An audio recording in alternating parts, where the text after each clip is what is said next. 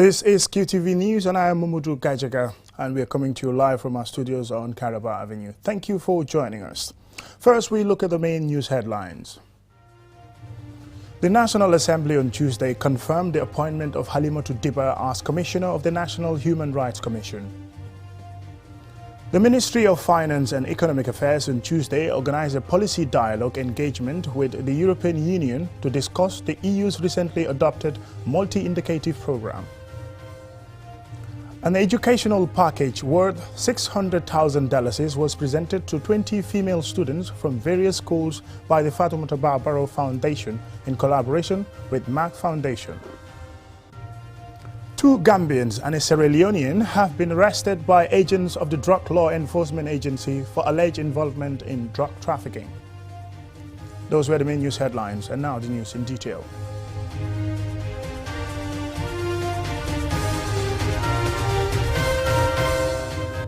Welcome and thank you very much for joining us. This is QTV News. The National Assembly on Tuesday confirmed the appointment of Halimatu Diba as the Commissioner of the National Human Rights Commission. Mamudu Lamin Choi has the details. The National Assembly has performed its oversight on shortlisted candidates to appoint a commissioner to fill in a vacant position at the National Human Rights Commission. This comes after the Minister of Justice forwarded names of the 2 shortlisted candidates for the Assembly's confirmation in accordance with the constitutional provision.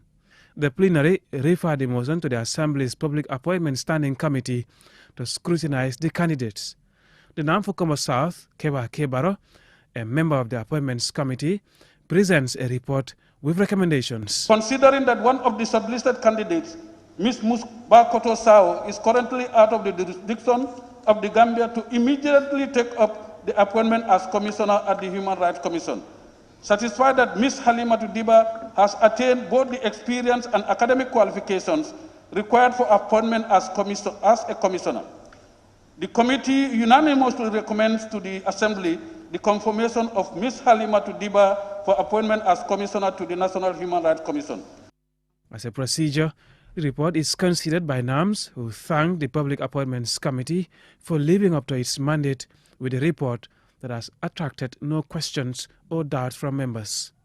NAMS for Jara East, Serekunda and Central Badibu, Seni Ture, Halifa Salah, Suleiman Saho, respectively, take part in the debate to consider the committee's report. This is very clear, and the appointment now, of course, is a fait accompli because there is no competition, and that makes it very easy for us to make a decision. Thank you very much. Just to tell the lone nominee to be quite cognizant of the fact that she has been given a great responsibility, and all of us are expected to deliver the goods. I don't have much to say, but to join my other colleagues to endorse her nomination and to also advise her and other colleagues to make sure that they live for the purpose and support and save this country. I thank you all. The Public Appointment Standing Committee's report is adopted, followed by a unanimous vote confirming the appointment of Halimatu Diba as a Commissioner of the National Human Rights Commission. The Justice Minister, Dauda Ijalo, reacts to the Assembly's decision. So government is committed to supporting the National Human Rights Commission in all its way possible to make sure that they deliver their mandate to the Gambian population as assigned to them in the National Human Rights Commission Act. Thank the National Assembly plenary as well for considering and approving the report from the committee, and we're grateful. We thank you very much. In accordance with National Human Rights Commissions Act, which reserves 2 commissioner seats for women, Ms. Diba's appointment, making her the 2nd female commissioner, brings up to 5 the number of commissioners tasked with promoting and protecting our fundamental human rights. Mahmoud Lamin Choi, QTV News. The Ministry of Finance and Economic Affairs on Tuesday organized a policy dialogue engagement between the Gambia government and the European Union to discuss EU's recently adopted multi-indicative program 2021 to 2027 for the Gambia. Amar P. Jallo has the rest of that story. The Multi-Indicative Program 2021 to 2027 sets out priority areas of cooperation with the EU, including a financial allocation of €119 million for 2021 to 2024. The MIP also foresees the possibility of a new state and resilient building contracts with the Gambia government.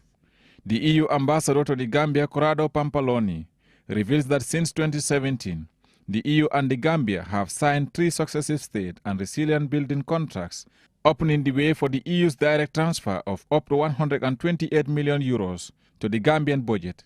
These funds come from taxes paid by the EU citizens and EU companies. It is thus not surprising that for many years, various EU stakeholders, governments, civil society groups and others have been asking questions on the rationale for EU budget support. What impact does it have? Does it deliver good value for money?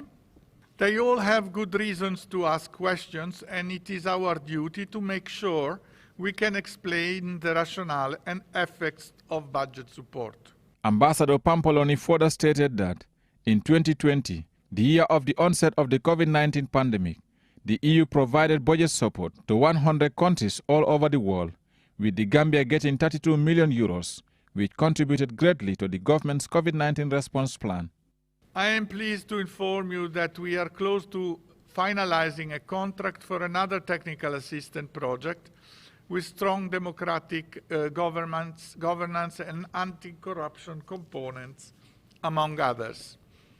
The EU will stay strongly engaged in the Gambia for the years to come. The Minister of Finance and Economic Affairs, Mambure Njai, confirms that since 2017, the government has received up to €115 million, equivalent to $6.6 billion as direct budget support, building state resilience, growth and development. The MIP will help consolidate the gains registered from the 11th EDF, paying specific attention to address the issues of good governance, green economy for sustainable growth and jobs, and human development.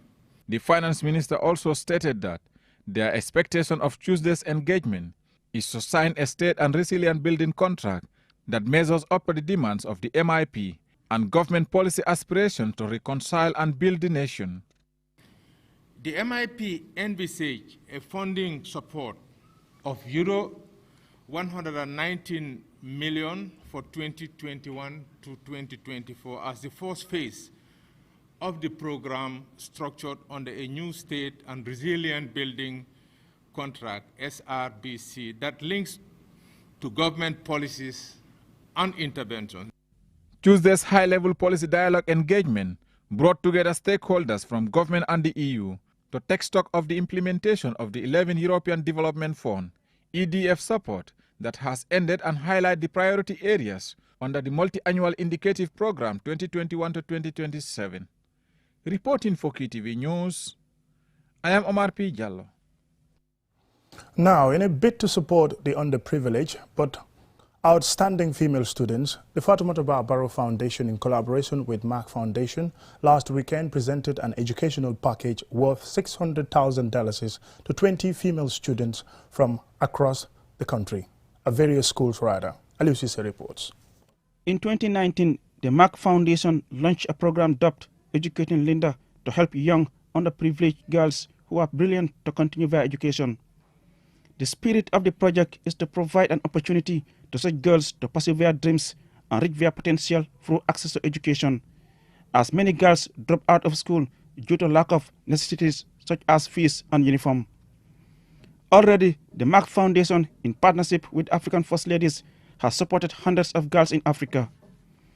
At a formal award presentation ceremony at the State House in Banjul, each of the 20 students received 5 school materials, including uniforms, bags, textbooks, and $15,000 in cash for school lunch and transport.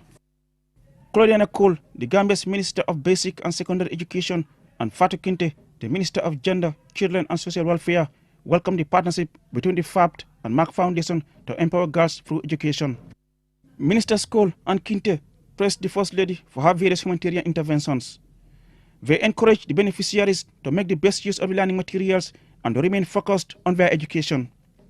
The First Lady is the mother of the nation. And like I said, she cares about everyone. And today, she's here showing how much she cares about the girls who are in our schools. Madam First Lady, I want to thank you again and to say that today you have placed a smile on the face of girls and their parents. That smile cannot be bought with money. So what you have given, you may not see it as something big, but all of us here in this hall know it's very, very big. Madam Fatimata Barbaro, the Gambia's First Lady, commended the Mark Foundation for contributing immensely towards the development of the country through the FAB Foundation and also the students of our continued support. Let's leave these beautiful children to continue their education, because I know they will do well in the future, inshallah Rabbi. We are seeing the future president, the future vice presidents, the future ministers, the future doctors, the future lawyers, the future, everything you think of in this country, you are the future of those positions, and we pray that you become one of them. Binta Cham, a student of Nusra Senior School and one of the beneficiaries, was in tears of joy as she thanked the FAB Foundation for the opportunities given.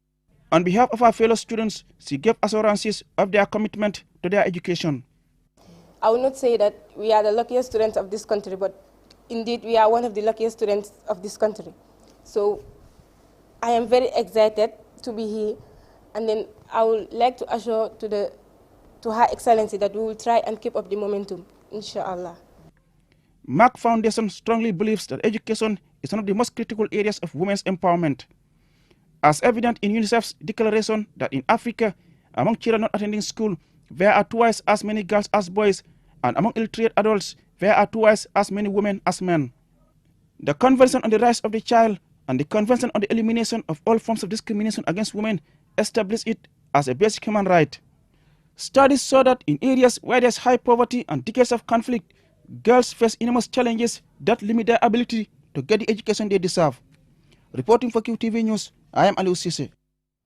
Well, that report by Aliou Cissé takes us to a commercial break, and when we return, we still have some more news stories for you. Do stay tuned. Looking for the fastest and easiest way to receive money transfers from abroad? Well, QMoney and RIA just made it happen. Now you can receive international money transfer from RIA directly into your QMoney account with no additional cost. Once you receive an SMS alert about your transfer, walk into any QMoney agent across the country to receive your payment for free, or use the money immediately to buy credit, QPower and other QMoney services. It's fast, safe and convenient. For more info, call customer care on 133. QMoney, Sunu Kalpe. Terms and conditions apply.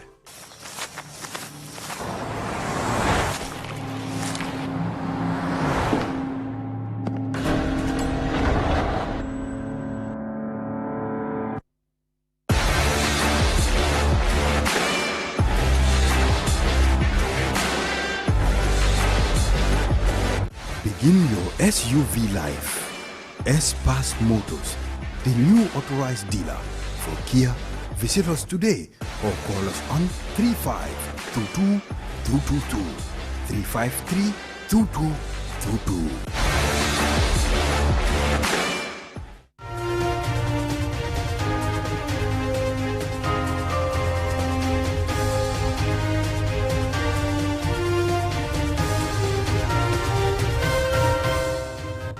Welcome back, and thank you very much if you're just joining us. This is QTV News. 2 Gambians and a Sierra Leonean have been arrested by agents of the Drug Law Enforcement Agency for alleged involvement in drug trafficking within the Greater Banjul area. Yahya Jao reports. Over $153,000 is worth of suspected cannabis, cocaine and hashish was recovered during the arrest. The suspects are Malle Biai, a 25-year-old Gambian and a resident of Serekunda, Kaba Cham, a 22-year-old Gambian residing in Brusubi, and Terent Wells, a 49-year-old Sierra Leonean residing in Banjul. Male was arrested with 35 bundles of cannabis in an ash-colored BMW vehicle around Latrikunda, German, on Monday, February 7, 2022. 3 days later, Kabacham was also arrested in Brusubi with hashish, while Terent Wells was arrested with 9 wraps of cocaine on 11 February in Banjul. Usman Sediba, the public relations officer of the Drug Law Enforcement Agency, gave an account of the operations that led to the arrest. We are here today again to give update on seizures that are registered by Kanifing Municipal Command. As an update, recently 3 people are in custody, arrested for possession of varying quantities of prohibited drugs. One arrested in Banjul with suspected quantities of cocaine. Another one arrested in Brusubi with suspected quantities of suspected cannabis sativa. And also another one arrested in Latrikunda, German. The one who is arrested in Latrikunda, German is as a result of the officers conducting a surveillance, in a sense that they've had information about this activity, that is illicit activity of trafficking in drugs using a BMW hash color vehicle. So the officers, upon coming into contact with him, pursue him. He failed to stop. They pursue him and he even accidentally hit their vehicle and his front bumper is damaged. But at the end, they were able to take him into custody. He is presently in custody. He was arrested with 35 big bundles of suspected cannabis sativa. He hid some of the cannabis at the boot of the vehicle and then also somewhere in the rear seats where the passengers sit. According to Sediba, many drug traffickers use vehicles to transport drugs during their operations and therefore want vehicle owners to be careful who to give their vehicles to. Also, with the case of the vehicle, we also draw people's attention to what we call forfeiture of means of conveyance. That is post 1 to section 94 of the DCA. We've always said it. When a means of conveyance is used in the trafficking of any kind of drug, as far as the act is concerned, once that person is convicted for that offense, that vehicle is forfeited to the state. So we'll remind people again about that. PRO Sediba also advises young people to stay away from using illicit drugs. This is why we continue to tell people, especially the young people, to keep away from drugs. Because in most instances, when you start these things, you think that you are able to control it. In the long run, when your system becomes tolerant, you increase the intake of these specific drugs, you end up becoming addicted. And when you are an addict, you live to take drugs and you take drugs to live. The PRO also urged compound heads, clubs and restaurant owners to monitor the activities conducted on their premises. The 3 suspects are in custody and will be arraigned before the courts. Reporting for QTV News, I am Yahya Jao. The mayor of Banjul, Rohim Malik Low, on Saturday presided over the city's first ever town hall meeting to update the capital's residents about council's ongoing projects. Among other matters, allegations of wrongful land sales were also addressed. Anjumane Sonyasi tells us more. Attended by a cross-section of society, Saturday's event was organized in fulfillment of the Local Government Act, which requires elected local government officials, such as the mayor, to meet with constituents at least once each year for dialogue to assess the progress and impact of the City Council's development projects. Held at Dobson Street in Halfday, Banjul South, the meeting also gave residents an opportunity to interact with Mayor Low and senior officials of the council and ask questions and raise concerns regarding their development needs. Mayor Rohim Malik Low thanked the people of Banjul South for their continuous support and reiterated her commitment to delivering on all her development promises.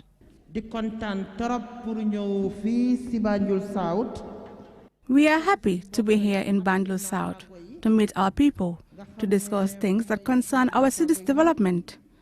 A lot has happened since I became mayor, and it is only right that I come to you to tell you what I and council have been doing to improve your lives.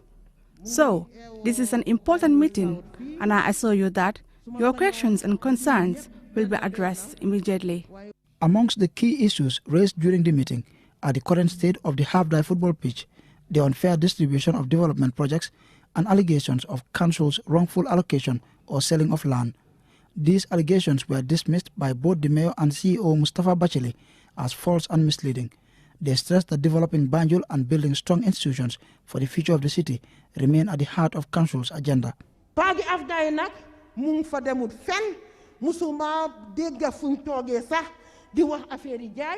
The Halfday Football Park is and will remain the property of the people of Banjul. I have not authorized its sale, nor am I aware of its being sold to the GPA or anyone else. That is not true. It is misleading information. No one will sanction the sale of the city's assets, not while I am mayor. And I can confirm to you that the BCC has not sold the football park.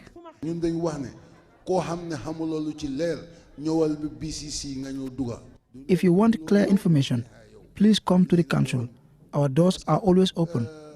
There are so many allegations that are just not true. Like the mayor said, we are not involved in wrongful allocations of land, nor did we sanction the sale of the city's assets, such as the football park. And rest assured that you will all benefit from any development projects that are for the people of Banjul. Let us stay united and work as one people with a common desire. Saturday's event was supported by the EU-funded Osten Banjul CityLink project under its good governance component, which seeks to strengthen Council's governance structure. Similar meetings are expected to be held in Banjul Central and North in the coming weeks. Answane Sonyasi for KTV News. Acting workshops can help develop the skills of aspiring actors here in the Gambia. We look at how one workshop is preparing some actors for future roles and what the film industry has in store for fresh Gambian talent. Here is Annabelle Gay, who went along to find out. Babu Cisse is a British Academy of Film and Television Arts, BAFTA-nominated international actor of Gambian descent, with an impressive list of credentials under his belt. Babu has starred in many successful television shows and filmed alongside the likes of Idris Elba, Taraji P. Henson, and Helen Mirren, just to name a few. The Gambia mainly knows him as Pilgrim from the post-apocalyptic series Into the Badlands. But now he's here bringing his vast knowledge of acting to the Gambia through his hands-on workshops. I've learned how to relive the moment. I've learned how to take it, feel it, and act it. When it comes to motivating his actors in training, he teaches his own learned acting techniques as well as encouraging individuality and personalization when telling a story through performance. There's a huge amount of talent in Gambia. But in order for that talent to be able to flourish and get to the point where we can compete on an international scale, we need to train. I went to drama school. So what I want to do in these workshops is to train them in the techniques that I learned. Some of those acting techniques I've been taught about how to look at a character, how to break it down. In some ways, it's even scientific. Being able to focus your attention. All those things are what I'm trying to bring to the Gambia. So that we're not under the control of any other style of acting.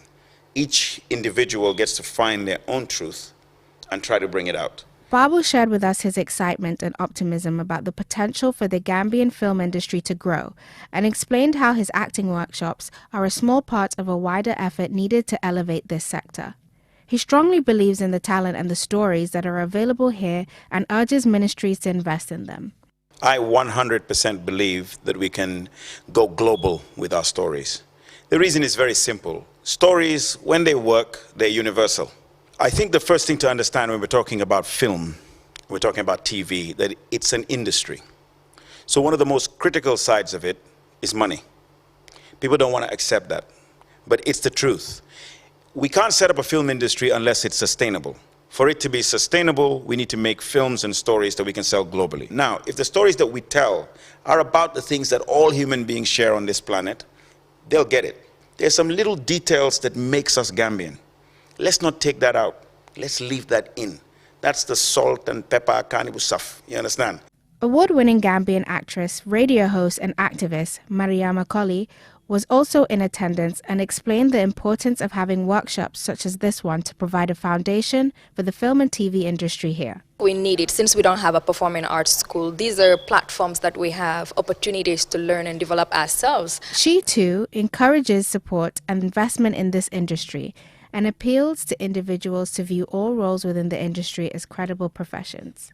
When we introduce ourselves as actors or actresses, don't just be like, okay, what else do you do? It's a profession. This is our job. This is as valuable as any other profession out there. I think we need to have a system that can also help us to earn even more money to sustain us. The film industry in the Gambia is not new. However, it is also not established to the same extent as some other African film industries due to a lack of funding and public interest. Meanwhile, trailblazers like Babu and Mariama continue to share their knowledge and attempt to change perceptions about the film industry. Reporting for QTV News, I'm Annabelle Gay. From that report by Annabelle Gay, let's look at our top stories. The National Assembly on Tuesday confirmed the appointment of Halimatu Dibba as a commissioner of the National Human Rights Commission. The Ministry of Finance and Economic Affairs on Tuesday organized a policy dialogue engagement with the European Union to discuss the EU's recently adopted multi-indicative program. Educational package worth $600,000 was presented to 20 female students from various schools by the Fatoumata Barrow Foundation in collaboration with Mark Foundation. 2 Gambians and a Sierra Leonean have been arrested by agents of the Drug Law Enforcement Agency for alleged involvement in drug trafficking. That's it for the news bulletin. Join us again at 10 for another bulletin.